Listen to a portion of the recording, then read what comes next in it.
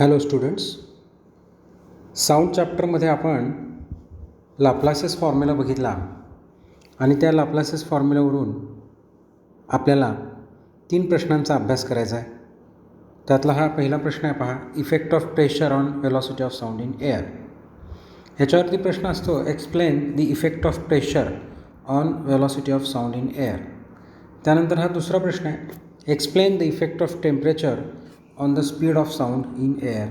आणि हा तिसरा प्रश्न आहे, explain the effect of humidity on the speed of sound in air. तर ह्या तिन्ही प्रश्न इम्पॉर्टंट आहेत. त्यातले एक एक आपण आता बघूया. लाप्लासेस फॉर्म्युला आपण बघितलेला, V is equals to under root gamma P upon rho.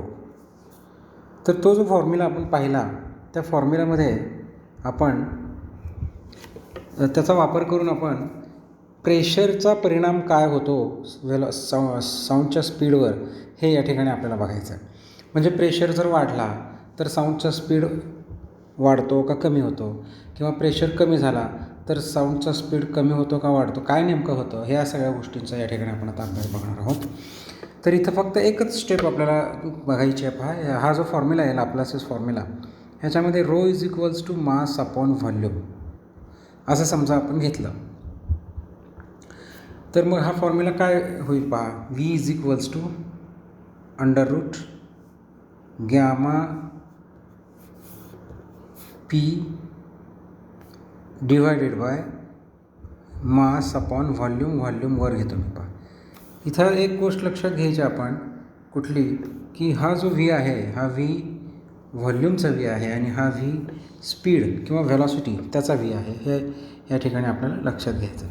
तर इथं आता आपण gamma P V upon M हा जो फॉर्म्युला मिळाला आहे, V is equals to under root gamma P V upon M, ह्याच्यामध्ये बॉयल्स लॉचा या ठिकाणी आपण आता उपयोग करणार आहोत. हे गॅमा ऑलरेडी कॉन्स्टंट आहे. गॅमा कॉन्स्टंट असल्यामुळे आणि हे एम हे देखील ऑलरेडी कॉन्स्टंट आहे. मग राहिला प्रश्न आता हा कशाचा, हे पी इंटू व्ही याचा राहिला प्रश्न. आता ते पी व्ही आपल्याला बॉयल्स लॉ काय सांगतो, P into V is equals to constant at constant temperature. जर टेम्परेचर कॉन्स्टंट असेल तर पी इंटू व्ही कॉन्स्टंट, म्हणजे P is inversely proportional to volume. म्हणजे काय, समजा पी वाढला तर व्ही कमी होणार, किंवा पी कमी झाला तर व्ही वाढणार, पण दोघांचं प्रॉडक्ट कॉन्स्टंट राहणार. म्हणजे हे पी इंटू व्ही हा जो गुणाकार आहे, हा जो प्रॉडक्ट आहे तो कॉन्स्टंट आहे. गॅमा ऑलरेडी कॉन्स्टंट आहे, एम ऑलरेडी कॉन्स्टंट आहे, आणि म्हणून आपण असं म्हणूया स्पीड व्हीची व्हॅल्यू कॉन्स्टंट राहणार. प्रेशर जर वाढला तर पी इंटू व्ही कॉन्स्टंट राहिल्यामुळं स्पीड कॉन्स्टंट राहिला. प्रेशर कमी झाला तरी देखील पी व्ही कॉन्स्टंटच राहणार आहे, त्यामुळे स्पीड परत कॉन्स्टंट. थोडक्यात काय, प्रेशर वाढला काय आणि कमी झाला काय, स्पीडची व्हॅल्यू म्हणजे स्पीड व्हेलॉसिटीची व्हॅल्यू, साऊंडच्या व्हेलॉसिटीची व्हॅल्यू ही कॉन्स्टंट राहणार आहे. आणि म्हणून आपण या ठिकाणी म्हणूया there is no effect of pressure, change in pressure on velocity of sound in air. म्हणजे थोडक्यात एका वाक्यात आपल्याला काय सांगता येईल, what is the effect of pressure on velocity of sound असं विचारल्यावर there is no effect of pressure on velocity of sound in air असं आपण एका वाक्यात याचं उत्तर देऊ शकू. याच्यानंतर दुसरा जो प्रश्न आहे तो आहे, explain the effect of temperature on the velocity of sound in air.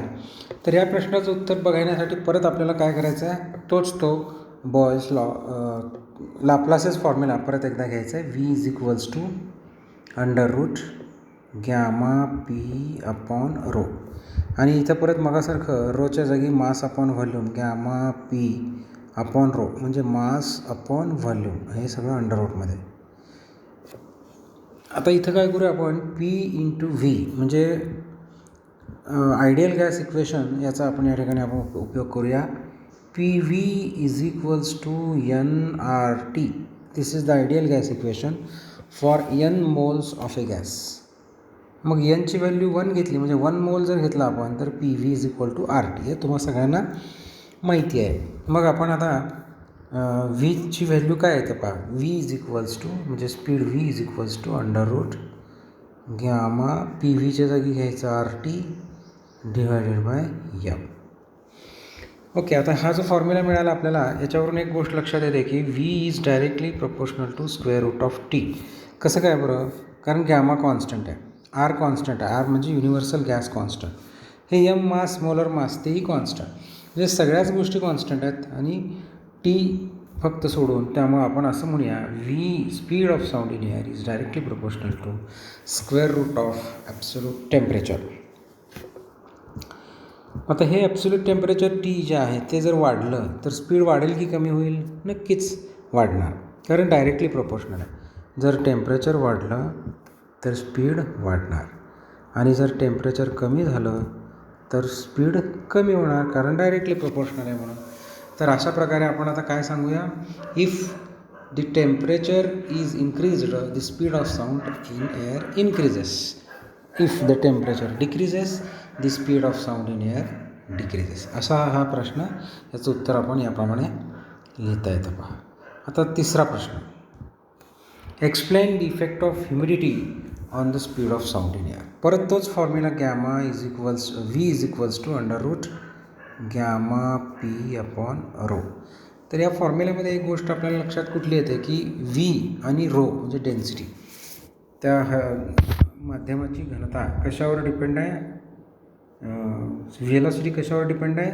डेन्सिटीवर depend आहे. आणि ते कसं आहे relation? V is inversely proportional to square root of rho density. म्हणजे डेन्सिटी जर जास्त असेल तर स्पीड कमी होणार आणि जर डेन्सिटी कमी असेल तर स्पीड जास्त असणार. हे याच्यातून आपल्याला स्पष्ट होतं. पहा, दोन डेन्सिटीच्या ज्या किमती आहेत त्या आपल्याला माहिती आहे. आता ह्युमिडिटीचा अर्थ काय? ह्युमिडिटी म्हणजे प्रेझेन्स ऑफ मॉइस्ट एअर किंवा वॉटर व्हेपर इन एअर.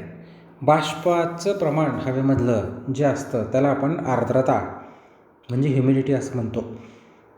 ह्युमिडिटीला दुसरा शब्द आहे मॉइश्चर. हे पहा, या ठिकाणी त्याचं स्पेलिंग दिलेलं आहे आपल्याला. ह्युमिडिटी म्हणजे मॉइश्चर, ह्युमिडिटी ऑर मॉइश्चर. डेन्सिटीची जी व्हॅल्यू आहे, कोरडी हवा आणि मॉइस्ट म्हणजे आर्द्रता असलेली हवा, अशा दोन वेगवेगळ्या केसेस या ठिकाणी आपण बघणार आहोत. आपण काय करूया, रो यम म्हणजे डेन्सिटी ऑफ मॉइस्ट एअर म्हणजे बाष्प असलेली हवा किंवा मॉइश्चर असलेली हवा, यम म्हणजे moisture. D density of dry air, D for dry, कोरडी हवा जी आहे त्याची घनता, आणि बाष्प असलेली हवा, मॉइस्ट असलेली हवा, त्याची घनता रो यम. अशा प्रकारे आपण दोन सिम्बॉल्स घेऊया. तर या दोघांच्याही किमती आपल्याला माहिती आहेत. किती आहेत बरं? हे पहा, या ठिकाणी इथं आपण बघितलेलं आहे. मॉइस्ट एअरची घनता पहा, rho M is equals to किती आहे? Rho M is 0.81 kg/m³. आणि डेन्सिटी ऑफ ड्राय एअर म्हणजे कोरडी हवा 1.29 kg/m³. 1.29 kg/m³. कोणत्या हवेची घनता जास्त आहे? बघा बरं, तुम्ही सांगा. तर इथं स्पष्ट दिसतं आहे, हे ड्राय एअरची डेन्सिटी जास्त आहे. म्हणजे density of dry air is greater than density of moist air. मग स्पीड कशात जास्त असेल? उलटं होणार, कारण इन्व्हर्सली प्रोपोर्शनल आहे. Therefore velocity of moist air is greater than velocity of sound in moist air is greater than velocity of sound in dry air. थोडक्यात आपल्याला असं म्हणता येईल की जर मॉइश्चर जर त्या हवेमध्ये असेल तर स्पीड काय होतो? वाढतो. So moisture, due to presence of moisture in air the speed of sound increases. अशा प्रकारे आपण ह्या 3 प्रश्नांचा अभ्यास इथं असा आपण केलेला आहे. ओके, हे नोट्स आता मी जे इथं पाठवलेले आहेत, ह्या नोट्स तुम्ही सगळ्यांनी नोटबुकमध्ये लिहून काढा. 3 क्वेश्चन्स मी आत्ता सांगितल्याप्रमाणे लिहा. एक्सप्लेन असं लिहायचं आणि बाकी क्वेश्चन तर हे हेडलाईन्स आहे असंच लिहून काढायचे आणि त्याप्रमाणे त्याचा आन्सर घ्यायचा. Okay, thank you.